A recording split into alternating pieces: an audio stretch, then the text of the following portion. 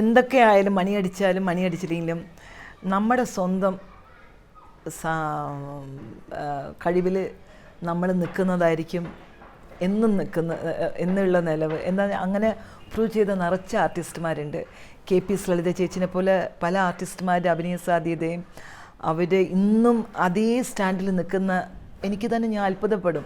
ഇത്രയും ഇതേപോലെ ഒരേ സ്റ്റാൻഡിൽ നിൽക്കുന്ന പല ആർട്ടിസ്റ്റുമാരും ഞാൻ കാണുന്നുണ്ട്. അവരൊക്കെ അവരുടെ കഴിവ് കൊണ്ടും അഭിനയ സാധ്യത കൊണ്ടും അവരുടെ ഹാർഡ് വർക്കിംഗ് അവർക്ക് അതൊക്കെ വെച്ചിട്ടല്ല വന്നിരിക്കുന്നത്. ഈ രീതിയിൽ തന്നെ തീർച്ചയായിട്ടും എനിക്കും ഒരു സമയം വരുമെന്ന് ഞാൻ പ്രതീക്ഷിക്കുന്നു. കലയ്ക്ക് എന്നും പ്രായമോ കാഴ്ചപ്പാടോ ഇല്ല എന്നാണ് എൻ്റെ വിശ്വാസം. തീർച്ചയായിട്ടും നമ്മുടെ അടുത്ത് കഴിവുണ്ടെങ്കിൽ ആ പ്രായത്തിന് പറ്റിയ പോലെ ഒരു ക്യാരക്ടർ തീർച്ചയായിട്ടും കിട്ടും. പണം ഉണ്ടാക്കി എന്നാലും ഞാൻ ആഗ്രഹിച്ച പോപ്പുലാരിറ്റിയാണ് കൂടുതൽ ഉണ്ടാക്കാൻ പറ്റിയത്. എനിക്ക് എത്ര പണം കിട്ടിയാലും പണം മാത്രം വെച്ച് നമ്മളൊന്നും ചെയ്യാൻ പറ്റില്ലല്ലോ. പോപ്പുലാരിറ്റി ഉണ്ടെങ്കിലല്ലേ നമ്മൾ എന്തോ അച്ചീവ് ചെയ്തെന്ന് പ്രൂവ് ചെയ്യാൻ പറ്റുള്ളൂ. പണം ഉണ്ടാക്കുന്നവരെല്ലാവരും പോപ്പുലർ ആവാൻ പറ്റുമെന്നൊന്നും പറയാൻ പറ്റില്ല. എത്രയോ പണക്കാരുണ്ട്, അവരെല്ലാം നമ്മൾക്ക് ആർക്കും അറിയപ്പെടുക പോലുമില്ല. അതിൽ സിനിമയിൽ ഒരു ചെറിയൊരു ക്യാരക്ടർ ചെയ്ത് നന്നായിട്ട് ചെയ്ത് കഴിഞ്ഞാൽ ആർട്ടിസ്റ്റ് നന്നായിരുന്നു അല്ലേ, ആപ്റ്റായിരുന്നു എന്ന് പറയുമ്പോൾ അതിൽ എത്ര സന്തോഷമുണ്ട്. അതിന് പണം കൊടുത്ത് പോപ്പുലാരിറ്റി ഉണ്ടാക്കാൻ പറ്റില്ല, ബട്ട് പോപ്പുലാരിറ്റി വെച്ച് നമ്മൾ പണം ഉണ്ടാക്കാൻ പറ്റുന്നു. അതാണ് ഞാൻ വിചാരിച്ചിരിക്കുന്നത്. ഒരു വീട്ടമ്മ മാത്രമായി ഒതുങ്ങിപ്പോകുമായിരുന്ന വത്സലയ്ക്ക് പുതിയ മുഖഛായ നൽകിയത് സിനിമയാണ്. മലയാളത്തിൽ തുടങ്ങി ഭാഷയുടെ അതിരുകൾ കടന്ന് ഈ നടി വളർന്നത് സ്വപ്രയത്നത്താലാണ്. പേരും പ്രശസ്തിയുമാണ് സിനിമ നൽകിയ ബോണസ്. എനിക്ക് ഒരുപാട് ഫാൻ മെയിൽസ് വരുന്നുണ്ട്. ആൾക്കാർ ലോകം മുഴുവൻ, ഞാൻ എവിടെ അമേരിക്കയിൽ പോയാലും ശരി, ഗൾഫിൽ പോയാലും ശരി, ലണ്ടൻ, കാനഡ എവിടെ പോയാലും ശരി, എനിക്ക് തന്നെ അത്ഭുതപ്പെടും. ഒരു ഹീറോയിന് ഉണ്ടാവുന്നത്ര റെക്കഗ്നിഷൻ എനിക്ക് ഉണ്ടാവാറുണ്ട്. എനിക്ക് അറിയില്ല ഇനി മറ്റുള്ള ആർട്ടിസ്റ്റുമാർക്കും ഇതേപോലെ തന്നെയാണെന്ന് എനിക്കറിയില്ല, ബട്ട് എനിക്ക് ഇന്നും നല്ല റെക്കഗ്നിഷൻ ഉണ്ട്. അന്ന് ചെയ്തത് തന്നെ അത് മാത്രമല്ല, ഞാനൊരു ഡാൻസർ ആയിക്കൊണ്ടിരിക്കുന്ന കാരണം എനിക്ക് എൻ്റെ പോപ്പുലാരിറ്റിക്ക് ഒന്നും കുറവില്ല. വത്സലയ്ക്ക് ഇന്ന് സിനിമകൾ കുറവാണ്. പക്ഷേ ഒരു അഭിനേത്രി എന്ന നിലയിൽ ഉള്ളിൽ സങ്കടമുണ്ടെങ്കിലും ആരോടും പരാതി പറയാനോ പരിഭവപ്പെടാനോ ഇവർ ഒരുക്കമല്ല. മത്സരങ്ങളുടെ ഇക്കാലത്ത് വേഷങ്ങൾക്കായി മറ്റൊരു നടിയോടും മത്സരത്തിനുമില്ല.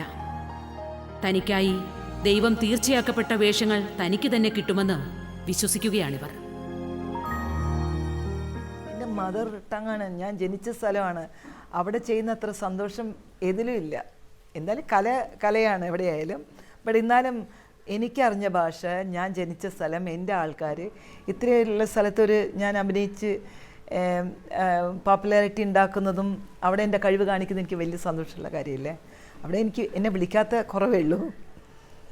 പിന്നെ സീരിയൽസിന് വിളിക്കുമ്പോൾ നമ്മുടെ ടേംസും കാര്യങ്ങളും ചിലപ്പോൾ ചെറുതായിട്ട് ഒത്തുവരില്ല, അത്രയേ ഉള്ളൂ. ഞാൻ വിളിച്ച അങ്ങോട്ട് ആരും ചോദിക്കാറില്ല.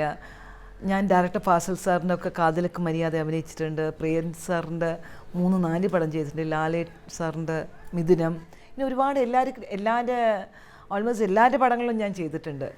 ബട്ട് ഇവർക്കൊക്കെ ഇങ്ങനെ ഒരു ആർട്ടിസ്റ്റ് ഉണ്ടെന്നുള്ളത് ഇപ്പോൾ ഓർമ്മയില്ലാതെ ആയിരുന്നിരിക്കും. ചില ഡയറക്ടേഴ്സ്മാർ എനിക്ക് വളരെ അറിഞ്ഞവർ വിളിച്ച്, ചേച്ചി ഇന്ന് ഈ ആർട്ടിസ്റ്റിൻ്റെ ഡേറ്റ് എങ്ങനെയുണ്ടോ, അവരിന്ന് എങ്ങനെയാണ്, ഇങ്ങനെ പല സജഷൻസ് എന്നെ ബഹുമാനിച്ച് ചോദിക്കാറുണ്ട്.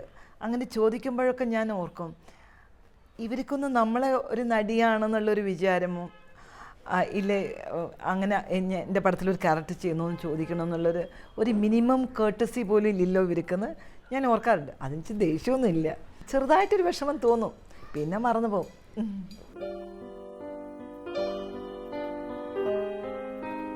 ഒരു സിനിമാ താരത്തിന്റെ ഗ്ലാമറിൽ മതിമറന്ന ജീവിതമല്ല വത്സലയുടേത്.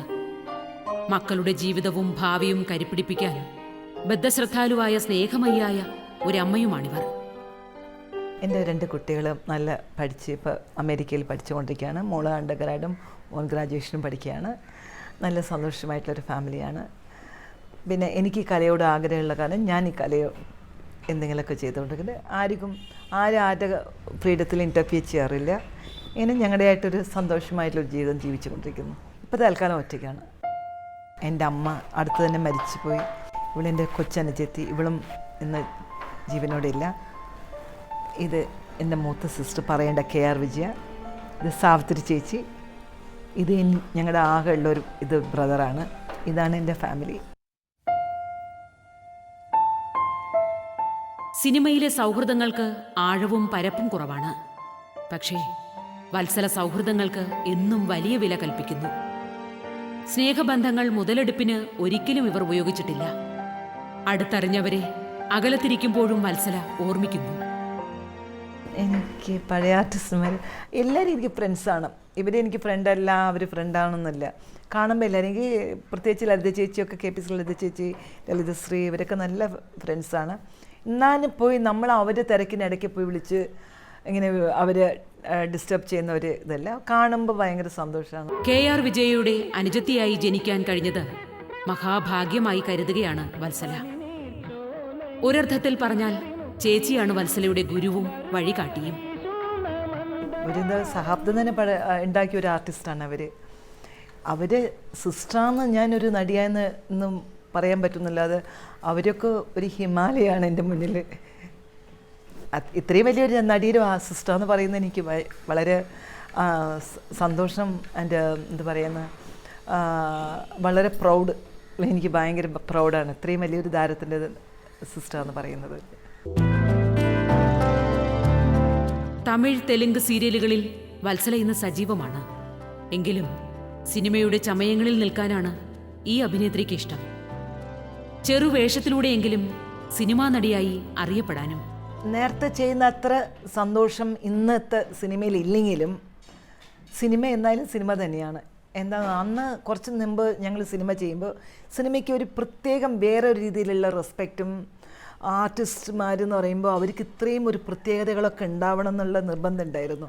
ഈ അടുത്ത കാലത്ത് ആര് വേണമെങ്കിലും അഭിനയിക്കാം, ആരുടെ അടുത്താ കഴിവുള്ളതെന്ന് അറിയില്ല. ചിലവർ വന്ന പുതിയതിന് പ്രതീക്ഷിക്കാത്ത അത്ര കഴിവുകളും ടാലൻ്റൊക്കെ കാണുന്നുണ്ട്. മിക്കവാറും ആയ ഒരുപാട് കാലം അവർ ആ ഫീൽഡിൽ നിൽക്കുന്നില്ല. ഇത്രയും നല്ല നല്ല കുട്ടികളൊക്കെ വരുന്നുണ്ട്. പെട്ടെന്ന് ഒരു പടം 2 പടം വരുന്നു, പിന്നെ കാണുന്നില്ല. അന്നത്തെ കാലത്ത് അങ്ങനെയല്ല. ഒരു ആർട്ടിസ്റ്റ് വന്നാൽ ചുരുങ്ങിയത് ഒരു 5-6 കൊല്ലെങ്കിലും നമ്മൾക്ക് അവർ ഓർമ്മയിൽ നിൽക്കുന്ന രീതിയിൽ നിൽക്കാറുണ്ട്. ഈ ഒരു വ്യത്യാസം ഞാൻ അടുത്ത് ഒരുപാട് കാണുന്നുണ്ട്.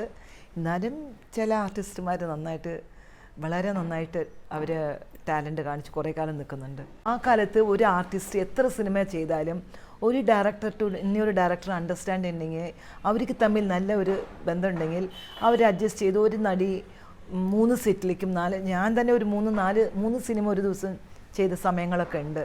കേരളം വരുമ്പോൾ ഒരു ദിവസത്തെ 3 സിനിമയൊക്കെ ചെയ്യാറുണ്ട്. അതിലിപ്പോൾ അങ്ങനെയില്ല. ഒരു ആർട്ടിസ്റ്റ് ഇപ്പോൾ ആർട്ടിസ്റ്റ്മാർ കൂടി, അത് കാരണം ഒരു ആർട്ടിസ്റ്റിന് 2-3 പടം സൈമൾട്ടേനിയസ് ആയിട്ട് ചെയ്യുന്നത് തന്നെ വലിയൊരു കാര്യമായിരിക്കുന്നു. ഈ ഒരു മാറ്റം എൻ്റെ ജീവിതത്തിൽ കാണുന്നുണ്ട്. മറ്റുള്ളവർക്ക് എങ്ങനെയാണെന്ന് എനിക്ക് അറിയുന്നില്ല. എനിക്കിപ്പോൾ നല്ല റിലാക്സ് ചെയ്ത് വർക്ക് ചെയ്യാനുള്ള ഒരു അവസരം കിട്ടുന്നുണ്ട്. മലയാള സിനിമ ചെയ്യാറില്ല. അവസാനമായിട്ട് ചെയ്ത് ജമീന്ദാർ എന്ന് പറഞ്ഞ പടം ചെയ്തിരുന്നു, ഹരിദാസിൻ്റെ ഡയറക്ടർ. പടം റിലീസായില്ലാന്ന് തോന്നുന്നു. അതെ, അതിനുശേഷം മലയാള പടമൊന്നും ചെയ്തില്ല. എനിക്ക് തോന്നുന്നത് മലയാളത്തിൽ എല്ലാവരും എന്നെ മറന്നു.